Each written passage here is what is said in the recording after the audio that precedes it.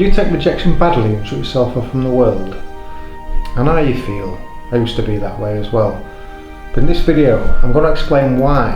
I'm going to show you what you can do to get over it.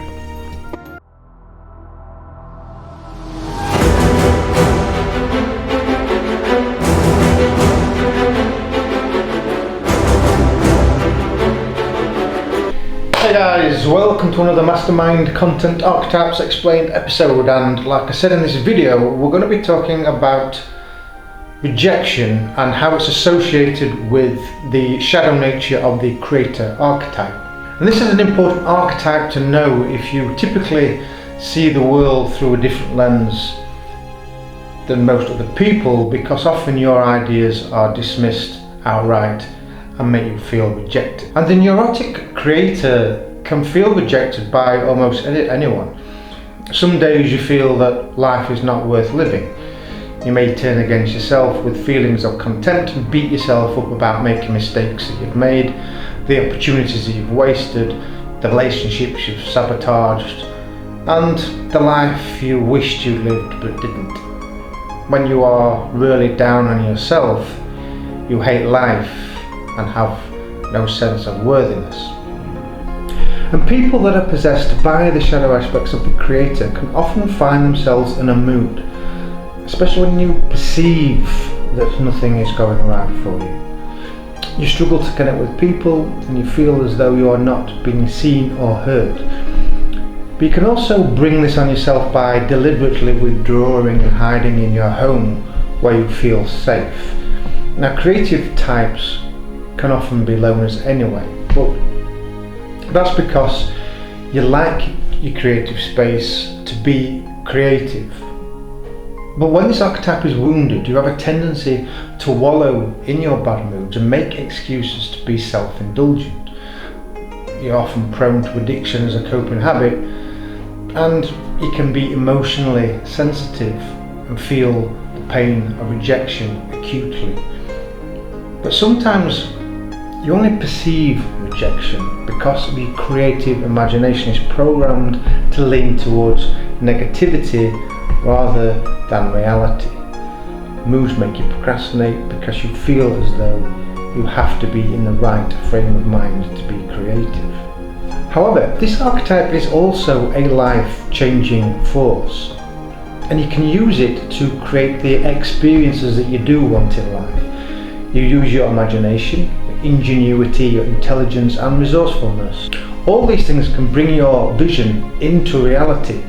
People that are dominated by the creator archetype have all these qualities in abundance, if only you use them in the right way. So the verb to create, which we get the word creator, stems from the Latin root creare, meaning to make life, to produce something where there was nothing before. And with a positive mindset, you have the capacity to use the power of your imagination, intuition and intelligence to become the best version of yourself. Now, when allowed to develop, the creator is sharp-minded and a master of strategy. You have the gift of foresight, which enables you to plot your path and develop the future you want to experience. The problem is that when this archetype is wounded, you struggle to access your creative capacity because you are too self-conscious. You can also use your moods as an excuse to procrastinate. And this all stems from feeling rejected and abandoned when you were a child. Individuals with abandonment issues have a sense that they need to belong somewhere and feel rejected when their self-image or their view of the world comes under scrutiny. You see this in people that are defensive and have a tendency towards emotional outbursts. But this reaction is really a cry for help, because you want people to know that things are not okay with you. The wounded creator has difficulty talking about how you feel, so you express your emotions physically in the hope that somebody will notice and take pity on you. A better strategy, however, would be to talk about how you feel, because in doing so, somebody will listen. But this understanding is not accessible to the conscious mind of the creator, because your subconscious programs inform you that nobody cares about your opinions. This can happen if your parents used to tell you children should be seen and not heard. Does that sound familiar? And because you see the world differently to most of the people, you often face ridicule, which further damages your self-image. The wounded creator also has low self-esteem, which reveals itself by putting people down when you feel inferior. The unhealthy creator can be insensitive to other people's feelings because you're not attuned with your own. Although you are acutely emotionally sensitive, you don't really know how you feel. Digs and slags become a customary weapon, even when you don't intend them to be offensive. You're just simply not aware how hurtful your words can be. Another strategy is to use one-upmanship, which becomes a coping mechanism to make you feel less inadequate when confronted with situations or people that you perceive threaten your self-image.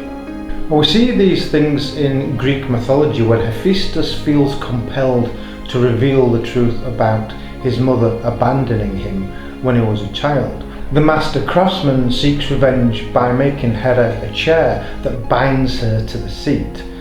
Hephaestus' aim was solely to humiliate his mother in public, but does not get the attention he craves from the other gods. Ares angrily orders him back to Olympus, but when that fails, Dionysus gets the master forger drunk and carries him back to Olympus on the back of an ass. So Hephaestus literally is made to look like an ass. He also seeks to humiliate his wife Aphrodite and his brother Ares by exposing their adulterous affair. Now on that occasion he sets up a trap over Aphrodite's bed to ensnare the lovers. However, it is Hephaestus that ends up feeling humiliated when the other gods mock him and laugh. To heal the creator, you need to accept yourself for who you are and take ownership for your actions, mistakes and everything. And when you honestly acknowledge that you have weaknesses and that it is okay to have flaws, because everybody does, you can transcend self-consciousness. Now this opens gateways to self-awareness and provides you with inspiration to manifest the life that you want and create the best version of yourself. When you overcome self-consciousness and develop the creator archetype, you give yourself the opportunity to learn and grow. You stop running away at the first sign of trouble and you engage with life, whereby you activate the hero, an archetype that is associated with Aries. And this is why Aphrodite preferred Ares as a lover over Hephaestus, despite being married to the avoidant god. Because Aphrodite represents a binding energy, and you have to take action to understand life at a deeper level and develop constructive attachments. When the creator is integrated into the conscious personality, you can shape your character and use the power of your imagination to open up all manner of possibilities that are available to you. So if you do resonate with the wounded creator, accept yourself for the way you are and work on tapping out the dents of your emotional armour. The creator needs to learn emotional intelligence in order to build meaningful relationships and healthy attachments. If you enjoyed this video, please give it a like and subscribe to the channel. And if you do recognise the wounded creator is a dominant archetype within your personality, then check out part 1 and watch out for part 3 next week. Or if you're watching this after next week, check out part 3, where I explain how you can use the gifts of the creator to mould a flexible personality. Now this is one of my favourite tools from the Mastermind Content Essential Self-Development Program, so don't miss out. I'm Richard Oldale and this is Mastermind Content. Thanks for watching. Bye bye.